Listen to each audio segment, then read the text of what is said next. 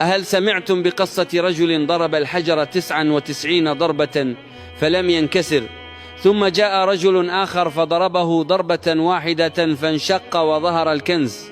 فاستمعوا إلى هذه القصة. كانت امرأة تشجع ابنها على المحافظة على صلاة الجماعة في المسجد، وتحدثه عمن أعده الله تعالى من الأجر والثواب لمن يحافظ عليها، غير أن الابن كان يتكاسل ولا يستجيب لنصحها. ومرت الأيام حتى بلغ 30 من عمره وتزوج، ولم يمض على زواجه شهر واحد حتى بدأ بتشجيع زوجته يصلي في المسجد بانتظام. فلما رأت الأم ذلك قالت لزوجة ابنها: أهناك، لقد حققت في شهر واحد ما لم أستطع تحقيقه في 30 سنة، بفضلك أصبح ابني يصلي في المسجد بانتظام. فابتسمت الزوجة وقالت: يا أماه، أتعرفين قصة الحجر والكنز؟ قالت الأم متعجبة: حدثيني. قالت الزوجة: كان في أحد الأحياء حجر كبير في وسط الطريق يؤذي المار ويمنعهم من السير، فقال رجل من أهل الحي يوما: لأزيلن هذا الحجر ولأريحن الناس. فأخذ معوله وبدأ يضرب الحجر، فضربه 99 ضربة، ومع ذلك لم ينكسر.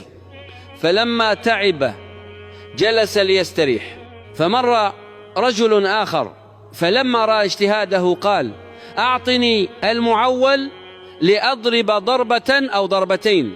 فأخذ المعول وضرب ضربة واحدة، فإذا بالحجر يتفتت ويتكسر، وإذا بداخله جرة مملوءة بالذهب.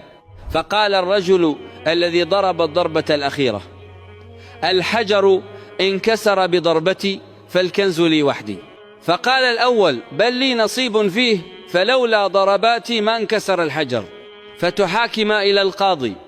فلما سمع القاضي القصة قال: 99% من الكنز لمن ضرب 99 ضربة، و1% لمن ضرب الضربة الأخيرة.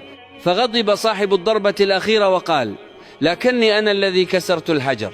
فقال له القاضي: أكان الحجر ينكسر بضربتك لو لم يسبقه ذلك الرجل ب99 ضربة؟